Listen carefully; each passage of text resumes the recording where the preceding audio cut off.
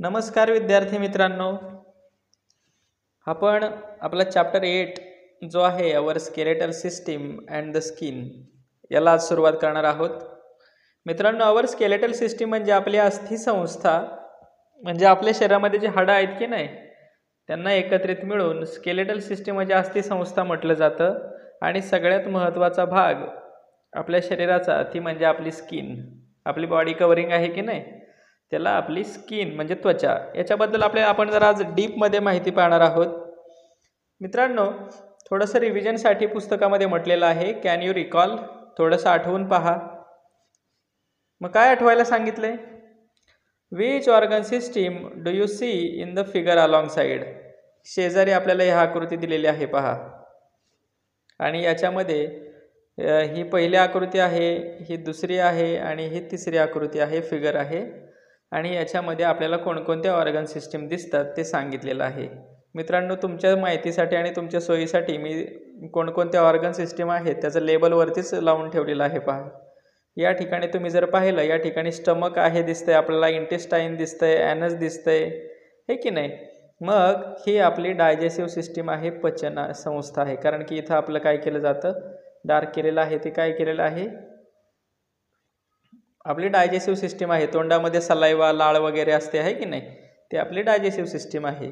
या दुसऱ्या आकृतीमध्ये आपले मसल्स दाखवलेले आहेत पहा, आहे की नाही, पायाचे मसल्स, हाताचे. मग ही काय झाली, मस्कुलर सिस्टीम झाली.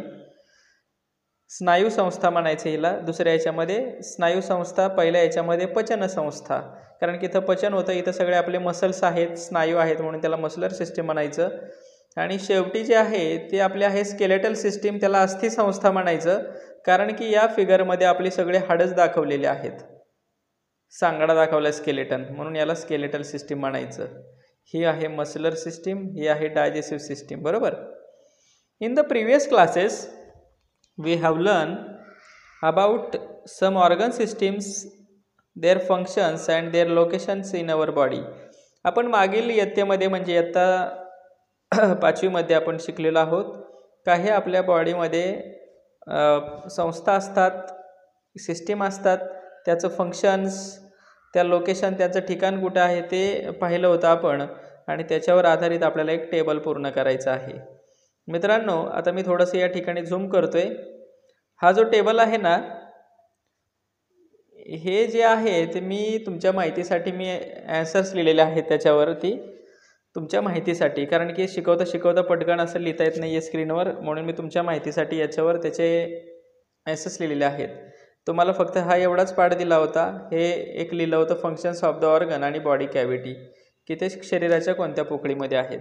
तर हर्ट होतं, हर्ट या ठिकाणी. हर्टचं फंक्शन काय आहे, ब्लड सर्क्युलेशन म्हणजे रक्ताभिसरण, हे आपल्या हृदयाचं कार्य आहे. सगळ्या शरीरभर ब्लड सर्क्युलेट करत असतं, सगळ्या शरीरभर रक्त फिरवण्याचं काम हर्ट करत असतं. आणि हर्ट कोणत्या शरीराच्या पोकळीमध्ये असतं, शरीराच्या कोणत्या पोकळीमध्ये असतं हर्ट असतं थोरासिक कॅव्हिटी, म्हणजे आपली वक्ष पोकळी किंवा छातीची पोकळी आपण ज्याला म्हणतो, त्या ठिकाणी काय असतं, आपलं हर्ट म्हणजे हृदय असतं डाव्या बाजूला. तुम्ही जर आता व्हिडिओ पाहता आपल्या छातीच्या डाव्या बाजूला हात लावला तर थोडंसं लबडब, धगधग असं तुम्हाला थोडंसं जाणवेल. डॉक्टर आपल्याला चेक करतात की नाही स्टेथोस्कोप घेऊन, ते कुठं असते, आपल्या छातीच्या पोकळीमध्ये असते. त्यानंतर लंग्स म्हणजे फुफ्फुसं जे आहेत त्याचं काम असतं रेस्पिरेशन, श्वास घेणं, श्वास सोडणं. श्वसनाचं काम कोण करतात, आपली लंग्स करतात. लंग्ससुद्धा कुठं असतात, थोरासिक कॅव्हिटी म्हणजे छातीच्या पोकळीमध्ये असतात. त्यानंतर आहेत इंटेस्टाईन्स म्हणजे आपल्या आतडी. आतड्यांचं काम असतं डायजेशन, म्हणजे आपण जे खाल्लं आहे अन्न त्याचं डायजेशन करायचं. आणि ॲब्झॉर्प्शन म्हणजे त्यातील जे पोषक घटक आहेत, न्यूट्रिएंट्स आहेत, ते आपल्या ब्लडमध्ये ॲब्झॉर्ब करायचे. म्हणून इंटेस्टाईन्स म्हणजे आतड्याचं काम काय असतं मित्रांनो, पचन आणि जे न्यूट्रिएंट्स आहेत त्याचं ॲब्झॉर्प्शन म्हणजे शोषण रक्तामध्ये. हे कुठं आहेत आता इंटेस्टाईन्स, ॲब्डोमिनल कॅव्हिटी, उदर पोकळीमध्ये म्हणजे आपल्या पोटामध्ये आहेत, हे की नाही. त्यानंतर सगळ्यात महत्त्वाचा पार्ट आहे, ऑर्गन आहे ब्रेन. ब्रेनचं काम काय असतं, कंट्रोल अँड कोऑर्डिनेशन. आपल्या हालचालींमध्ये, आपल्या कृतींवर कंट्रोल ठेवायचं आणि त्याच्यामध्ये समन्वय साधायचं, कोऑर्डिनेशन करण्याचं काम कोण करत असते, ब्रेन म्हणजे मेंदू करत असतो. मेंदू आपल्या डोक्याच्या पोकळीमध्ये असतो, क्रेनियल कॅव्हिटीमध्ये, आहे की नाही. अशा पद्धतीने हा टेबल आपण या ठिकाणी कंप्लीट केलेला आहे. आता या ठिकाणी म्हटलं आपल्याला the various organs are safe within the body cavity. जे आपले हर्ट असेल, लंग्स असतील, आपले इंटेस्टाईन्स असतील, आपले स्टमक असेल, लिव्हर असेल, सगळे जे ऑर्गन्स आहेत ना ते सगळे सेफ आहेत. कुठं आहेत ते सगळे सेफ?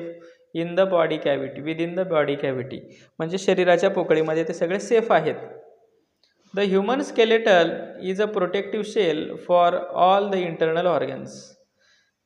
हा जो मानवी सांगाडा आहे ना, सांगाडा, ह्युमन स्केलेटन, या ठिकाणी तुम्ही पाहताय, पहा, हा ह्युमन स्केलेटन आहे. स्केलेटन म्हणतात याला, म्हणजे सांगाडा म्हणतात. हा जो सांगाडा आहे ना, हे आपल्या सगळ्या ऑर्गनचं, इंटरनल ऑर्गन जे आहेत, आपल्या शरीराच्या आतमध्ये जे अवयव आहेत त्या सगळ्यांचं प्रोटेक्टिव्ह शेल आहे. हा स्केलेटन आहे, म्हणून आपल्या आतल्या शरीराच्या महत्त्वाच्या ऑर्गन्सला, महत्त्वाच्या अवयवांना काही होत नाही. उदाहरणार्थ ब्रेन आपला सेफ आहे, म्हणजे डोकं आपलं आपटलं तरी ब्रेन कधी सेफ राहतोय, है की नाही. आपलं इंटेस्टाईन आहे, त्या शरीराच्या आतमध्ये आपलं सेफ आहे. आपल्या छातीमध्ये हृदय आहे, सगळ्यावरून बरगडे आहेत, त्याच्यामध्ये ते सेफ आहे. कशामुळे? स्केलेटनमुळे. आता या ठिकाणी पाहूया, sometimes when we fall while playing or have an accident, a bone in our arm or leg may get broken. कधी कधी काय होतं मित्रांनो, वेन वी फॉल, आपण काय होतो, व्हाईल प्लेइंग, खेळताना कधी कधी आपण पडतो, और हॅव ॲन ॲक्सिडेंट, कधी कधी खेळता खेळता आपलं पडतो आणि अपघात होतो. अ बोन इन अवर आर्म, आपल्या हाताचं जे हाड आहे किंवा पायाचं जे हाड आहे, गेट ब्रोकन, कधी कधी मोडलं जातं. This is called a fracture of the bone, यालाच अस्थिभंग असं म्हणतात. आपण फ्रॅक्चर म्हणतो त्याला इंग्रजीमध्ये, मराठीमध्ये त्याला अस्थिभंग म्हणतात, हाड मोडणे. आणि मग असं फ्रॅक्चर झाल्यावर काय होतं, a fracture in a bone causes severe and unbearable pain and the part within the broken bone swells immediately. म्हणजे जेव्हा फ्रॅक्चर होतं, अस्थिभंग होतो, तेव्हा काय होतं, सिव्हिअर अँड अनबिअरेबल पेन, खूप वेदना होतात, आपल्याला खूप दुखतं. And the part within the broken bone swells immediately, आणि जे हाड त्या ठिकाणी अस्थिभंग झाला आहे त्या ठिकाणी स्वेल म्हणजे सूज येते. मग पुढे आपल्याला विचारलंय, कॅन यू टेल, तुम्ही सांगू शकता का, your friends meet with an accident and a bone in his legs is fractured, how will you help. तुमच्या मित्राचा ॲक्सिडेंट झाला आहे आणि त्याच्या पायाचं हाड फ्रॅक्चर झालेलं आहे, अस्थिभंग झाला आहे, हाऊ विल यू हेल्प, तुम्ही त्याला कशी मदत कराल की पळून जाल? याचं उत्तर तुम्ही कमेंट बॉक्समध्ये कमेंट करा. आफ्टर ॲन ॲक्सिडेंट, अपघात झाल्यानंतर, आणि जर फ्रॅक्चर झाला असेल, अपघात झाल्यानंतर जर फ्रॅक्चर झाला असेल, prevent any movement or the fractured part, ज्या भागाचा अस्थिभंग झाला आहे त्याची प्रिव्हेंट एनी मुवमेंट, म्हणजे त्याची कोणतीही हालचाल होऊ देऊ नये. इमॉबिलाइज इट, त्याला स्थिर करायचा. And get immediate medical help, आणि लगेच त्याला दवाखान्यात घेऊन जायचं. After going to the hospital, दवाखान्यात गेल्यानंतर X ray image is taken of the part which is swollen, ज्या भागाला सूज आली ना त्या भागाचा एक्सरे काढला जातो, बरोबर. आता एक्सरे कायसाठी काढला जातो, नेमका कोठे हाडाला दुखापत झाली आहे ते कळण्यासाठी एक्सरे काढला जातो. आणि हे जे एक्सरे आहे ना, हा एक्सरे, त्या एक्सरेचा शोध कोणी लावलाय पहा, हे गोष्ट लक्षात ठेवा. X rays were discovered by William Conrad Roentgen, या शास्त्रज्ञाने एक्सरेचा शोध लावलेला आहे. किती उपयुक्त शोध लावलेला आहे की नाही हा. आणि हा जो प्रश्न आहे ना, आपल्या पुस्तकापुरताच मर्यादित नाही, कोणत्याही कॉम्पिटेटिव्ह एक्झाममध्ये तुम्ही देताल पुढे भविष्यात, तर हे लक्षात ठेवायचे आत्ताच. X rays were discovered by William Roentgen नावाच्या शास्त्रज्ञाने एक्सरेचा शोध लावलेला आहे, लक्षात ठेवायचे, मी हायलाईट केले त्यासाठी. पहा, एक्सरे काढल्यानंतर पहा, तुम्ही कोणाचा एक्सरे घरी असेल एखादा तर पाहू शकताय, फ्रॅक्चर्ड बोन असं या ठिकाणी आपल्याला नेमकं दिसतं कुठे फ्रॅक्चर झालेलं आहे ते. An X-ray image shows whether a bone is broken and also the exact spot where it is broken. म्हणजे जे एक्सरे इमेज आहे ती काय सांगते आपल्याला, हाड कोठे मोडलेलं आहे किंवा अस्थिभंग कोठे झाला आहे आणि एक्झॅक्ट स्पॉट कळतो आपल्याला, नेमकं कोठे. सूज सर्वत्र आलेली असते पण नेमकं तो जो पॉईंट आहे ज्या ठिकाणी फ्रॅक्चर झालेला आहे तो आपल्याला एक्सरेमुळेच समजतो. These helps in providing the proper treatment. त्याच्यावर प्रॉपर ट्रीटमेंट होण्यासाठी एक्सरेचा उपयोग होतो. असं प्लास्टरसुद्धा तुम्ही पाहिलं असेल कधी कधी तुमच्या घरी कोणाला लागला असेल किंवा काय झालं असेल तर, है की नाही.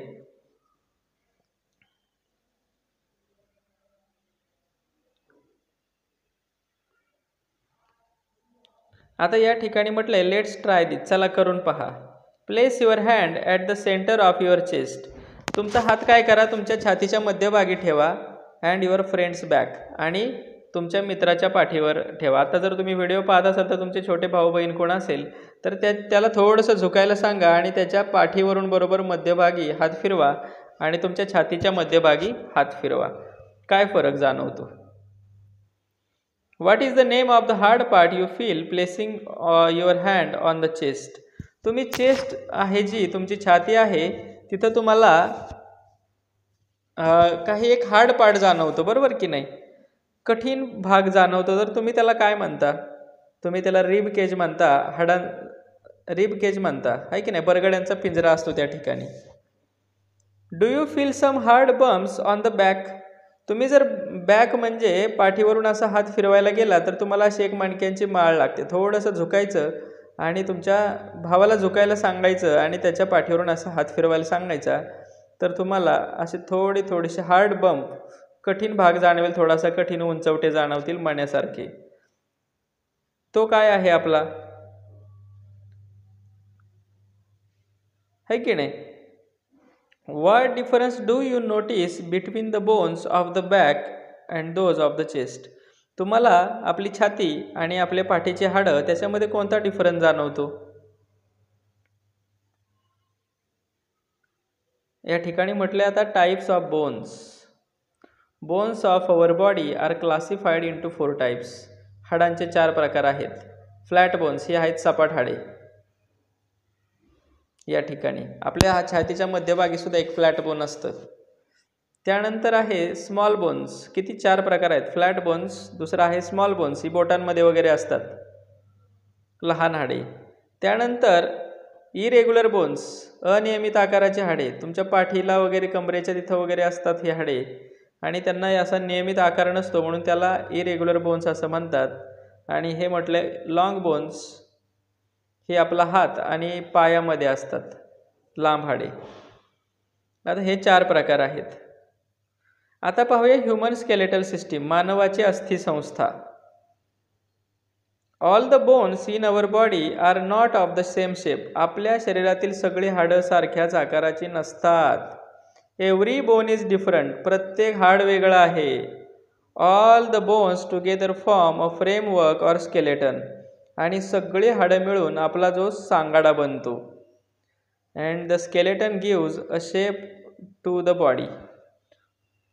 आणि जो आपला स्केलेटन आहे, सांगाडा आहे ना, त्याच्यामुळे आपल्या शरीराला आकार आलेला असतो. विचार करा बरं, आपल्याला शरीरामध्ये जर स्केलेटन नसता, सांगाडा नसता तर काय झालं असतं. आपली अवस्था गांडुळासारखी झाली असती, कारण की आपण सरळ उभे राहू शकलो नसतो, आपल्या शरीराला आकार आला नसता, आपण फक्त मसल्स किंवा जे मांस आहे तेवढंच दिसलं असतं. आपलं हाडे आहेत, स्केलेटन आहे, म्हणजे म्हणून आपल्या शरीराला आकार आहे. All the bones of the body along with cartilage together form a skeletal system.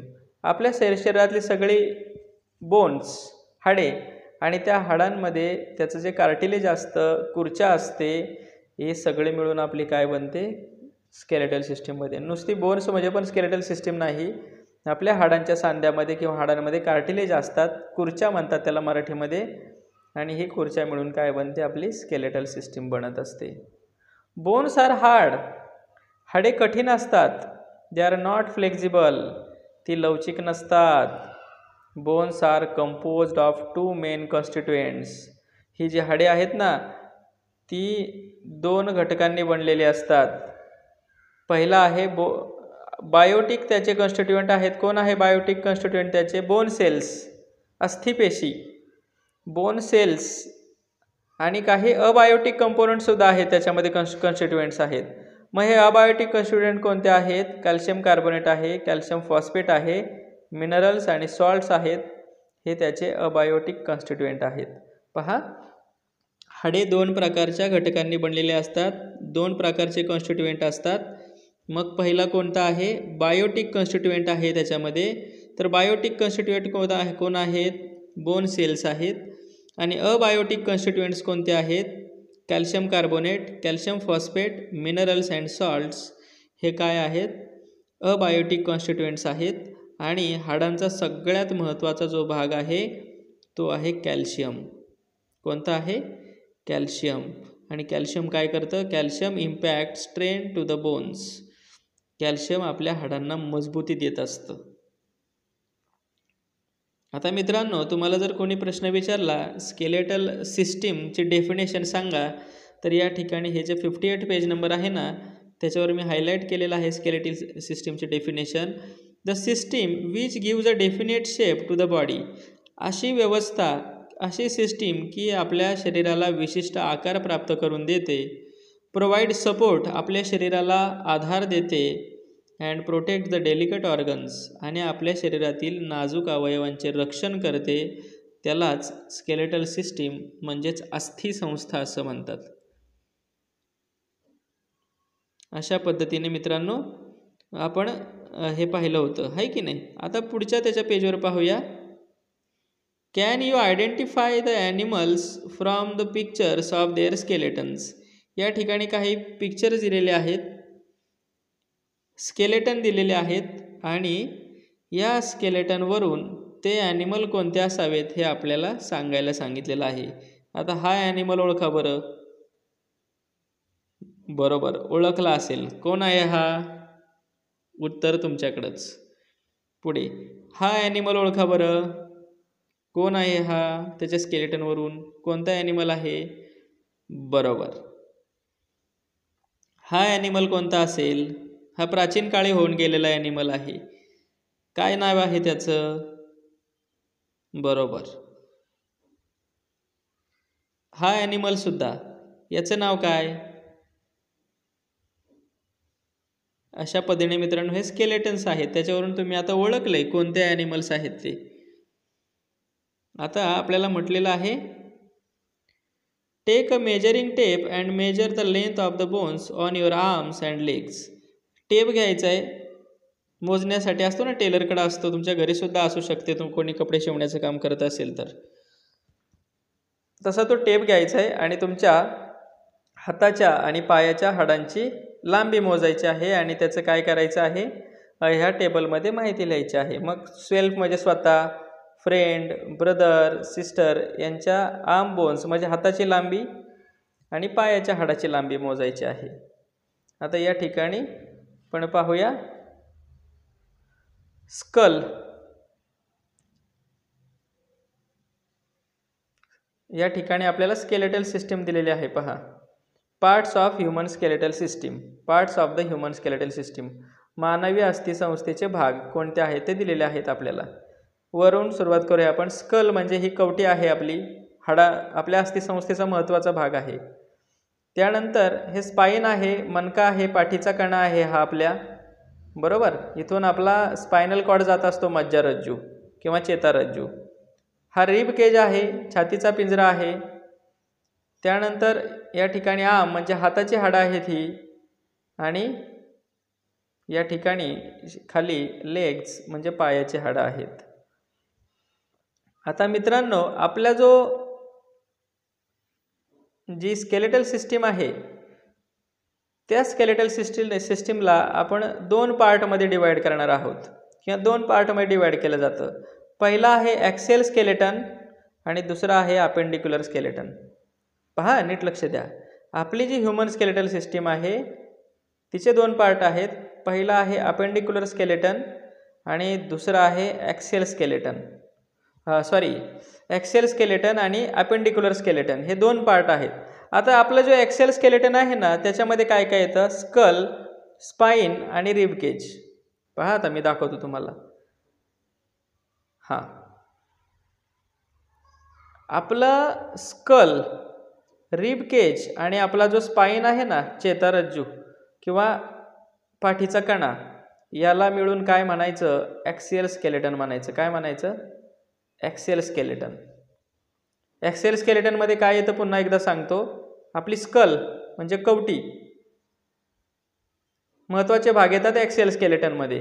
Rib Kaij आणि आपला पाठीचा कणा ही काय आहे, आपली ॲक्सियल स्केलेटन म्हणजे अक्षीय सांगाडा.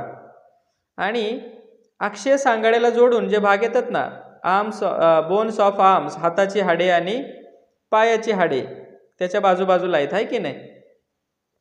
आणि त्याला काय म्हणायचं मग, bones of arms and legs are called appendicular skeleton. याला अपेंडिक्युलर स्केलेटन म्हणायचं. म्हणजे लक्षात कसं ठेवायचं आता, ॲक्सियल स्केलेटन जो आपला सेंट्रल ॲक्सिस आहे, पहा एक रेषा दाखवतोय तुम्हाला या ठिकाणी, ही आकृती आहे या ठिकाणी एक रेषा आहे, पहा ही तुटक तुटक तुटक रेषा. या रेषेमध्ये जे येतात त्याला म्हणायचं ॲक्सियल स्केलेटन. मग या रेषेमध्ये कोण आले, स्कल, कवटी आली, स्पाईन आलेला आहे, पाठीचा कणा आणि आपला छातीचा पिंजरा आलेला आहे. एवढे 3 घटक मिळाले या रेषेवरचे म्हणून त्याला अक्षीय सांगाडा म्हणायचं. आणि आता या रेषेच्या बाजूला पहा आर्म्स आहेत म्हणून त्याला अपेंडिक्युलर स्केलेटन म्हणायचं. हा ॲक्सिस आहे, याच्या बाजूला लेग्स आहेत म्हणून त्याला अपेंडिक्युलर स्केलेटन म्हणायचं. मित्रांनो, अशा पद्धतीने हा पार्ट आहे. आता आपण ॲक्सियल स्केलेटन आणि अपेंडिक्युलर स्केलेटन जरा डीपमध्ये त्याचा अभ्यास करणार आहोत पुढच्या पेजवर. As our body growths the size and length of our bones increase. म्हणजे आपल्या शरीराची जशी वाढ होत असते तशी आपल्या हाडांची साईज म्हणजे हाडांचा आकार आणि लांबी वाढत असते. Such changes in size and length can be seen in children according to age. वाढत्या वयाच्या मुलांमध्ये हे बदल आपल्याला सहज दिसून येतात. त्यांच्या हाडांचा आकार आणि लांबी वाढत असताना दिसते. However, the body continues to grow only up to a certain limit. आपल्या शरीराचं जी वाढ आहे आपल्या शरीराची ती एका ठराविक लिमिटपर्यंतच होत असते. वयाच्या 21व्या वर्षापर्यंत आपल्या शरीराची वाढ होत असते, है की नाही, 18 ते 21 वर्षापर्यंत. The bones of taller people are longer. जी उंच माणसे असतात ना त्यांची जी हाडं असतात ती लॉंगर म्हणजे लांब असतात. हाडं कशी असतात त्यांची, लॉंगर म्हणजे लांब असतात. कुणाची हाडं लांब असतात, टॉलर पीपल म्हणजे जे उंच व्यक्ती असतात त्यांची.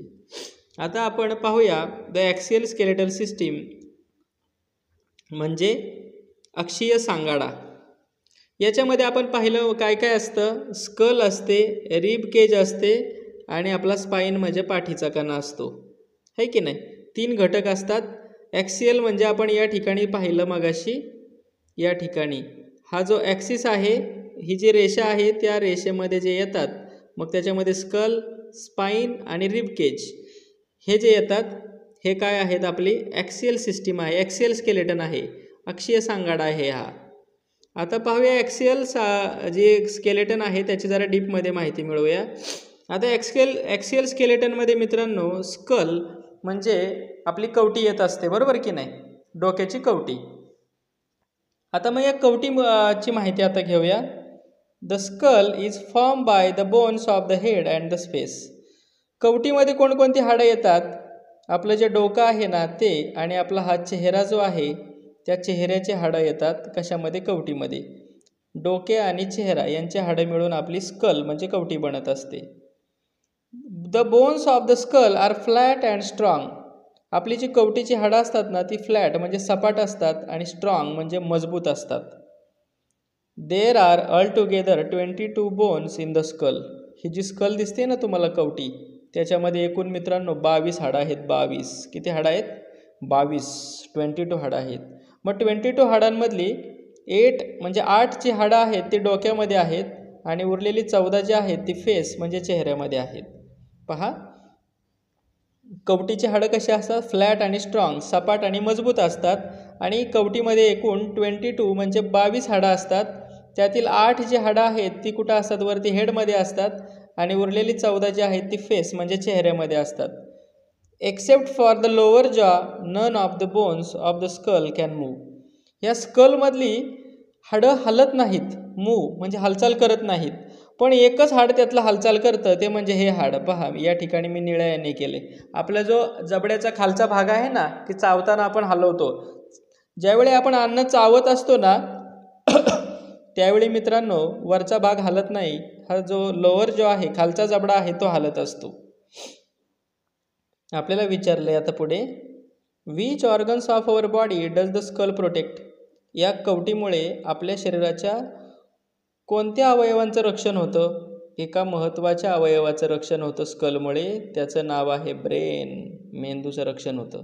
जर आपली स्कल नसती, कवटी नसती, तर याचं रक्षण झालं नसतं.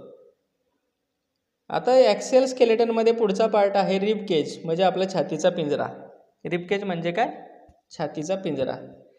आता काय करा मित्रांनो, व्हिडिओ पाहता पाहता तुम्ही तुमच्या छातीच्या उजव्या आणि डाव्या बाजूला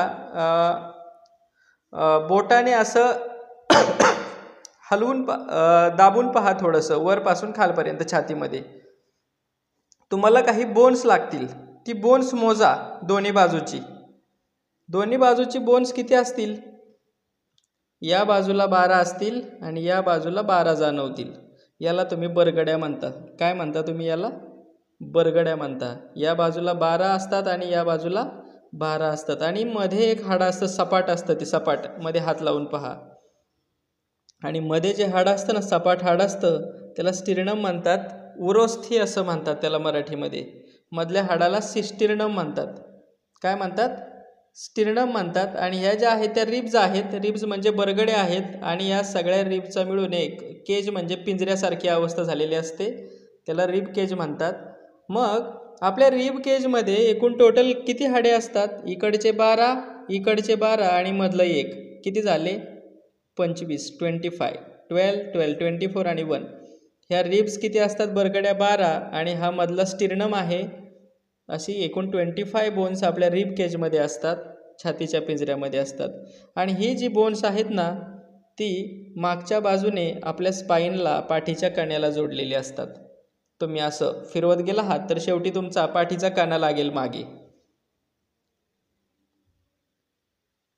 आता पाहूया द स्पाईन म्हणजे पाठीचा काना. याला वर्टेब्रल कॉलम असं सुद्धा म्हणतात. बॅकबोन असं सुद्धा म्हणतात त्याला, पाठीचं हाड. The spine is form by the padlock shape bones place straight on above the other. या ठिकाणी कुलपाच्या आकाराचे हाडं असतात. पहा, या ठिकाणी तुम्हाला दिसत आहेत, बरोबर. आणि हा काय आहे? आपला पाठीचा कणा. आणि तुम्ही थोडंसं पुढे झुका व्हिडिओ पाहता पाहता आणि काय करा, तुमच्या पाठीच्या कण्याला वरून हात फिरवा. तुम्हाला थोडे थोडे असे उंचवटे जाणवतील. अशी मित्रांनो 33 बोन्स आहेत. ही किती असतात? हे मणके 33 बोन्स असतात या. आणि ही जी हाडं आहेत त्यातल्या प्रत्येक हाडाला वर्टब्रा म्हणजे मणका म्हणतात. वर्टब्रा म्हणजे काय? मणका. त्यातील एक एक मणी जो आहे त्याला मणका म्हणतात. इंग्रजीमध्ये त्याला वर्टब्रा म्हणतात. These bones are arrange one above the other flexibly. आणि हे लवचिकरित्या एकमेकांच्या वरती हे हाडं एकमेकांशी बसलेले आहेत. The spine protect the spinal cord that origins from the brain. आपल्या ब्रेनमधून, इथून एक स्पायनल कॉर्ड, मज्जारज्जू जात असतो किंवा चेतारज्जू जात असतो. तो या मण्यांमधून जात असतो. त्यांच्यामधल्या जो हॉलो पार्ट असतो, पोकळ जागा असते त्याच्यातून. आणि या चेतारज्जूचं रक्षण आपल्या बॅकबोन किंवा स्पाईनमुळे होत असतं, बॅकबोनमुळे होत असतं. अशा पद्धतीने त्याचा उपयोग आहे. आता आपण बघूया अपेंडिक्युलर स्केलेटन. अपेंडिक्युलर स्केलेटन म्हणजे काय मित्रांनो? उपांग सांगाडा. मग याच्यामध्ये आपण पाहिलं 2 हात आणि 2 पाय असतात. The human body has 2 arms and 2 legs. The different parts of the arms and legs have several bones. आपल्या हाताचे सुद्धा वेगवेगळे भाग आहेत. व्हिडिओ पाहता पाहता तुमच्या हाताचा दंड पहा, फोर हँड पहा, त्यापुढे मनगट पहा, रिस्ट पहा, है की नाही. आणि ही हाडं जी आहेत हाताची आणि पायाची एकमेकांना जोडली गेलेली आहेत कशाच्या साहाय्याने? जॉईंट्स. जॉईंट्स म्हणजे काय? सांध्याच्या साहाय्याने जोडलेली गेलेली आहेत. मित्रांनो, तुमच्या सामान्य ज्ञानामध्ये भर पडावी म्हणून या ठिकाणी एक माहिती असू द्या. आपला जो कान असतो ना, इयर, कान, त्याच्यामध्ये 3 बोन्स असतात. किती हाडं असतात कानामध्ये? 3, म्हणजे 3 हाडे असतात. आणि स्टिरप, याला मराठीमध्ये कडी असं म्हटलं गेलंय. या ठिकाणी पहा, हे स्टिरप, हे कानातलं हाड आपल्या शरीरातलं सर्वात लहान हाड असतं. कोणतं? स्टिरप, किंवा मराठीमध्ये त्याला कडी असं म्हणतात. Stirrup, smallest bone in our body. आणि हे कसं असतं? It is as small as the grain of rice. तांदळाच्या दाणे एवढं लहान असतं. आणि इट इज हॉलो. हॉलो म्हणजे ते पोकळ असतं. आणि त्याचा आकार कडीसारखा असतो म्हणून त्याला स्टिरप किंवा कडी म्हटलं जातं. In the human body the longest and the strongest bone is the thigh bone or the femur. हे जे हाडं आहेत ना, ही 2 आपल्या मांडीमध्ये, ती सगळ्यात मोठी हाडं आहेत आपल्या शरीरातली. त्याला फिमर म्हणतात. आणि मराठीमध्ये त्याला उर्विका असं म्हटलं जातं. तर पुढे पाहूया.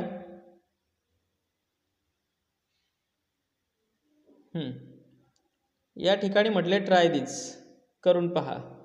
Move the different parts of your body from the head to the toes and observe the different places at which they can bend. तुमच्या डोक्यापासून पायापर्यंत सगळे भाग हलवून पहा आणि कोणते भाग बेंड म्हणजे कोणता भाग वाकतो, कोणता भाग वाकतो त्या भागावर लक्ष द्या. The bones in our body are connected to each other by the means of ligaments. आपल्या शरीरामध्ये लिगामेंट्स असतात.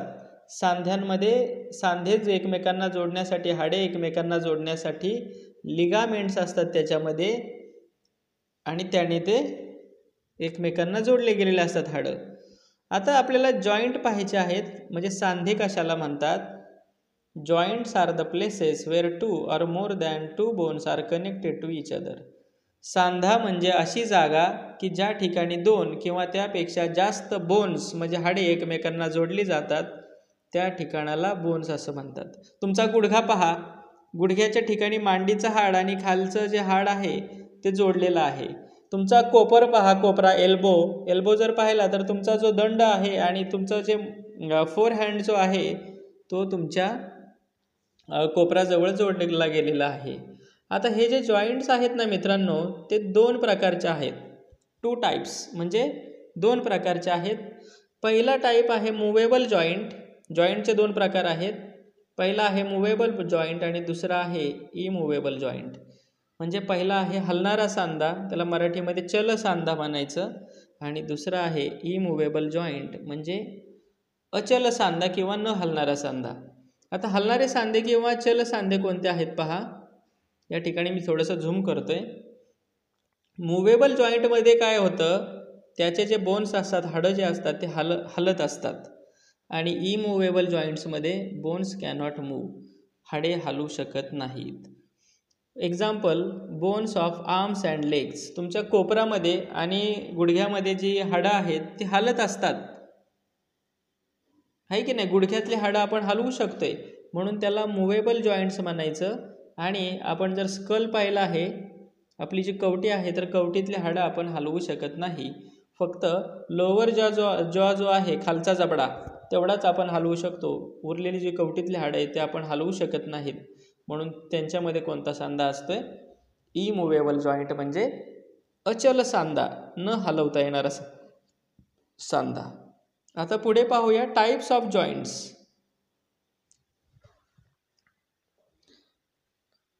आणि हे जे आता आपण पाहतोय ते मुवेबल जॉईंटचे टाईप आहेत. पहिला आहे हाईंज जॉईंट, त्याला बिजागरीचा सांधा असं म्हणतात. आता मित्रांनो, बिजागरी कुठं असते? तुमच्या घराच्या दरवाजाला. तुमच्या घराचा दरवाजा असा गोल फिरून येतो का? नाही येत, कारण की त्याला काय असते? बिजागरी असते. आता काय करा मित्रांनो, तुमचा जो कोपर आहे ना, कोपरा किंवा गुडघा, तो सरळ करा हात कोपरामध्ये आणि उलट्या बाजूला फिरतोय का बघा. नाही फिरणार. ओनली इन वन डायरेक्शन, ते एकाच भागामध्ये त्याची हालचाल होत असते. म्हणजे तुम्ही तुमचा हात खांद्यापर्यंत असा फोल्ड करू शकता, पण उलट्या बाजूने तुम्ही खांद्यापर्यंत पुन्हा फोल्ड करू शकत नाही. म्हणून त्या ठिकाणी हाईंज जॉईंट असतो, त्याला बिजागरीचा सांधा असं म्हणतात. आणि हा फक्त 180 डिग्री अँगलमध्येच हालचाल करू शकतो. आणि याचं उदाहरण द्यायचं झालं तर तुमचा कोपरा, एल्बो आणि नी म्हणजे गुडघा, त्याचा सांधा.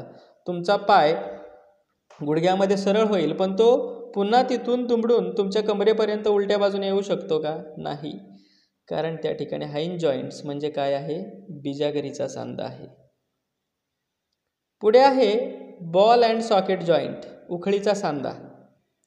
In these type of joint, the bones can move into more direction, 2 or more directions. 2 किंवा कोणत्याही दिशामध्ये हालचाल होऊ शकते. आता काय करा, तुमचा हात सरळ असा कोपराच्या खांद्यापासून सरळ वरती कानाला टेकवा उलट्या बाजूने, है की नाही? हालचाल झाली. आता तुमचा हात असा गोल गोल गोल गोल फिरवा खांद्यापासून. काय झालं त्या ठिकाणी? कोणत्याही बाजूला तुमचा हात फिरू शकतोय. म्हणजे त्या ठिकाणी कोणता जॉईंट आहे? Ball and socket joint. त्याला उखळीचा सांधा असं म्हणतात. मराठीमध्ये याला काय म्हणतात? उखळीचा सांधा असं म्हणतात.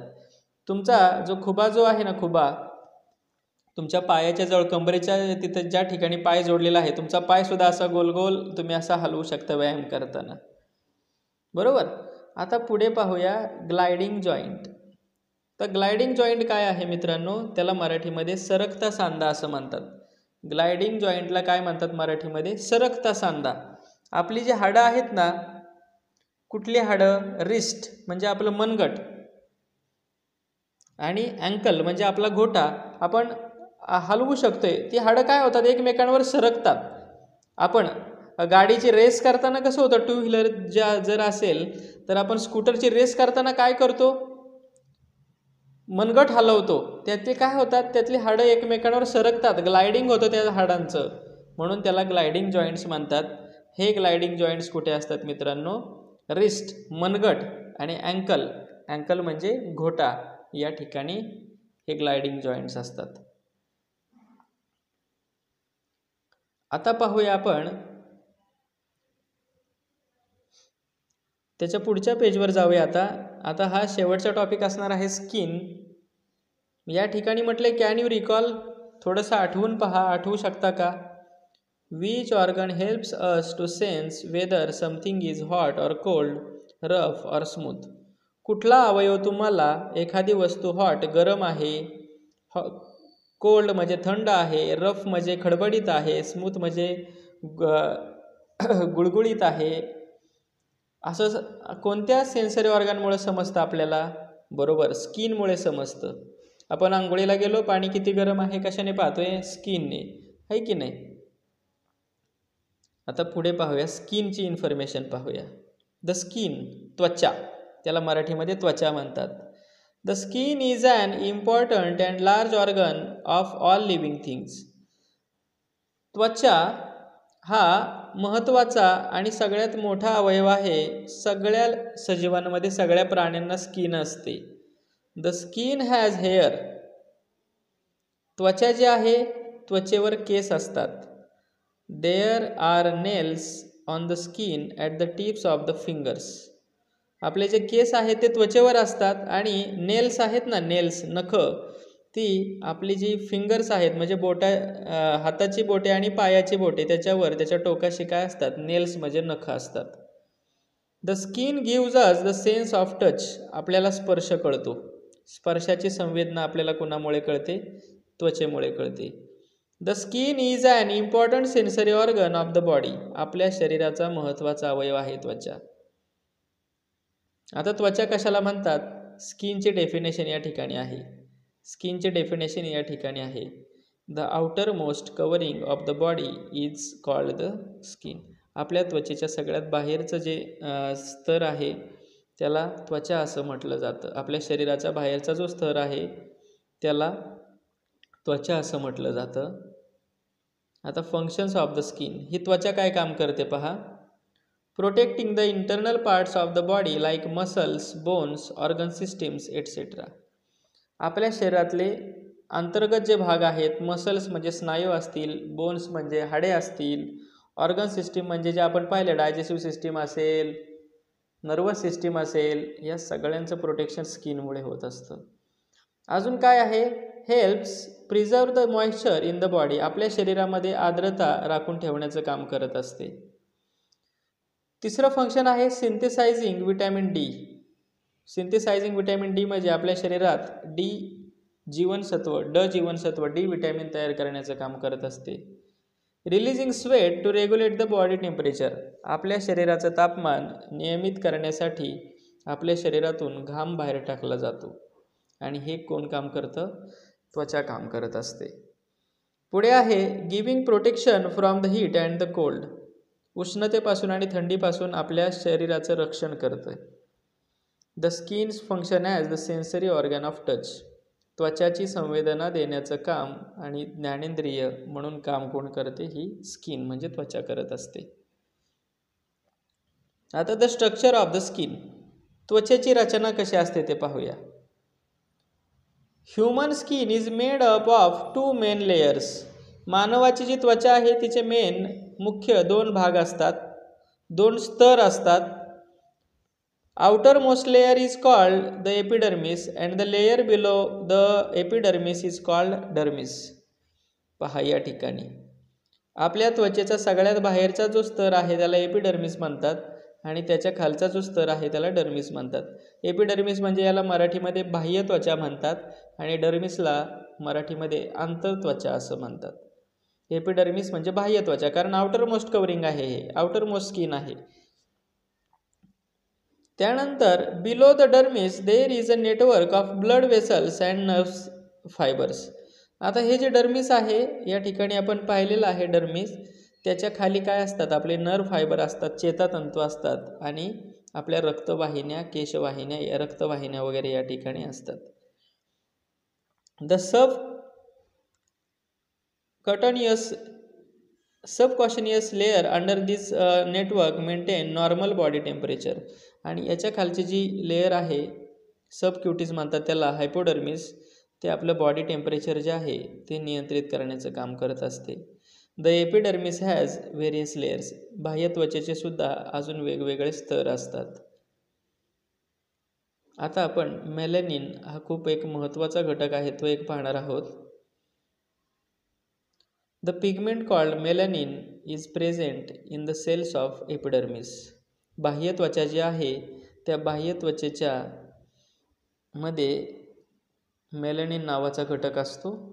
बाह्य त्वचेच्या पेशींमध्ये मेलॅनिन नावाचा घटक असतो. आता ह्या मेलॅनिनमुळे काय होतं? The melanin is synthesise in certain glands in the skin. हा मेलॅनिन कुठं तयार होतं? आपल्या त्वचेच्या विविध ग्लँड्स, ग्रंथी ज्या असतात तिथं मेलॅनिन तयार होत असतं. The percentage of melanin decides the fairness or darkness of the skin. ह्या मेलॅनिनचं प्रमाण आपल्या त्वचेमध्ये किती आहे त्याच्यावर आपला गोरेपणा आणि डार्कनेस म्हणजे काळेपणा ठरत असतो. The colour of the skin is also depends on the climate. म्हणजे आपल्या ज्या त्वचेचा रंग आहे तो हवामानावर सुद्धा अवलंबून असतो. साऊथ आफ्रिकेमध्ये गेला तर बरेचसे काळे लोक आपल्याला दिसतात, कारण की त्या ठिकाणचं क्लायमेट तसं आहे. Melanin protects our skin and the inner parts from ultraviolet sun rays. सूर्याची जी अतिनील किरणं आहेत, अल्ट्राव्हायोलेट सनरेज, की ज्याचा आपल्या बॉडीला, आपल्या शरीराला खूप घातक परिणाम होऊ शकतो, अशा घातक किरणांपासून मेलॅनिन जे आहे ते आपल्या शरीराचं, त्वचेचं संरक्षण करत असतं. आता पाहूया स्वेट, घाम. What happens when we walk or play in the hot sun. आपण उन्हामध्ये खेळलो किंवा चाललो तर काय होतं? आपल्याला घाम येतो उन्हामध्ये खेळल्यावर किंवा उन्हामध्ये चालल्यावर. When we walk or play in the sun we get tired.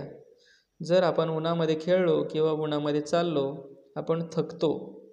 But at the same time, अगदी त्याच वेळी अवर स्किन बिकम्स वेट. आपली त्वचा ओली होते. आणि ही त्वचा ओली का होते? This is because of sweat. घामामुळे त्वचा आपली ओली होते. In the skin there are glands which secrete sweat. आपल्या त्वचेमध्ये अशा ग्रंथी असतात की ज्या घाम बाहेर टाकत असतात आणि ह्या घाम बाहेर टाकणाऱ्या ज्या ग्लँड्स आहेत, ग्रंथी आहेत, त्याला घर्मग्रंथी किंवा स्वेट ग्लँड्स म्हणतात की ज्या आपल्या शरीरामध्ये घाम बाहेर टाकण्याचं काम करत असतात. After playing in the hot sun or after hard physical labour, म्हणजे उन्हामध्ये खेळल्यानंतर किंवा शारीरिक कष्ट केल्यानंतर खूप, the temperature of the body rises. उन्हात खेळला किंवा तुम्ही खूप काम केलं तर आपल्या शरीराचं टेम्परेचर आहे ते राईज म्हणजे काय होतं, वाढतं. Then sweat is release, it helps to reduce the temperature of the body. आणि शरीराचं तापमान वाढल्यानंतर ते तापमान कमी करण्यासाठी आपल्या शरीरातून घाम बाहेर टाकला जातो. Our body temperature usually remains constant at approximately 37 degree Celsius. आपल्या शरीराचं तापमान नेहमी 37°C स्थिर राखावं लागतं. त्याच्यापेक्षा जर वाढलं खेळताना किंवा काम करताना तर आपल्याला घाम येत असतो. आता या ठिकाणी एक लास्ट पॉईंट आहे, ऑब्झर्व अँड डिस्कस. निरीक्षण करा आणि चर्चा करा. Observe your skin and the skin of your grandmother और ग्रँडफादर और any old people in the house. घरामध्ये कुठल्याही म्हाताऱ्या माणसाची काय करायची, स्किन पाहायची. What difference do you notice. तुमची जी स्किन आहे ना ती स्मूथ असते आणि तुमच्या आजी आजोबांची जी स्किन असेल ना त्याच्यावर रिंकल्स म्हणजे सुरकुत्या पडलेल्या असतात. त्याच्यावर काय झालेल्या असतात, सुरकुत्या पडलेल्या असतात, रिंकल्स असतात. का असतात सुरकुत्या पहा. ॲज वी ग्रो ओल्डर, आपण जसे मोठे होत जाऊ, the proportion of fat beneath the skin reduce. आपली जी त्वचा आहे ना त्या त्वचेच्या खाली जे स्किन फॅट आहेत, स्निग्ध पदार्थ आहेत किंवा स्निग्ध आहेत, चरबी आहे, ती चरबी कमी होत जाते. आपलं जसं आपण म्हातारे होत जाऊ तसं. म्हणून युअर प्रिव्हियसली टॉट स्किन डज नॉट श्रिंक. म्हणून आपली जी त्वचा असते, आता तुमचं जर असेल, तुमची जी त्वचा पाहिली तुम्हाला स्वतःचा चिमटा काढता येणार नाही. पण तुम्ही जसे वृद्ध होत जाल तसं तुमच्या त्वचेवर रिंकल्स म्हणजे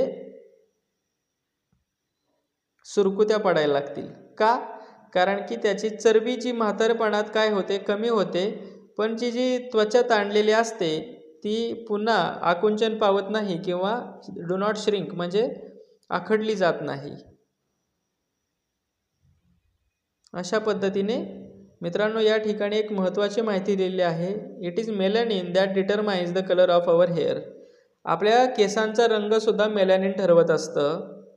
jet black hair is due to pure melanin. गडद काळे जी केस असतात की त्याच्यामध्ये मेलॅनिनचं योग्य प्रमाण असतं आणि प्युअर मेलॅनिन असतं त्याच्यामध्ये. वाईल ब्राऊन, काही मुलांचे केस ब्राऊन असतात. Or lighter hair is due to sulphur in the melanin and reddish hair due to iron in the melanin. काही मुलांचे रेडिश हेअर असतात, लालसर असतात केस, त्यांच्या मेलॅनिनमध्ये लोहाचं प्रमाण असतं, आयर्नचं प्रमाण असतं जास्त.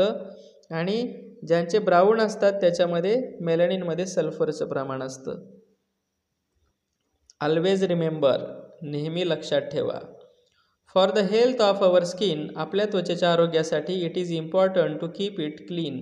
आपली त्वचा स्वच्छ ठेवायला हवी. Discriminating between people based on their skin colour is unscientific and wrong. एखादा काळा आहे, गोरा आहे आणि त्याच्यामुळे त्याच्यामध्ये डिस्क्रिमिनेशन, भेदभाव करणं हे चुकीचं आहे आणि अशास्त्रीय आहे. Avoid the temptation of using artificial means become fair. आणि काही जे कृत्रिम पदार्थ मिळतात बाजारामध्ये, केमिकल्स मिळतात, क्रीम मिळतात, अशा पदार्थांचा फेअर, गोरे होण्यासाठी उपयोग करू नये. अशा पद्धतीने मित्रांनो आपण हा लेसन पाहिलेला आहे. पुढील व्हिडिओमध्ये याचा एक्झरसाइज आपण देणार आहोत, याचे क्वेश्चन ॲन्सर्स आपण देणार आहोत. थँक्यू.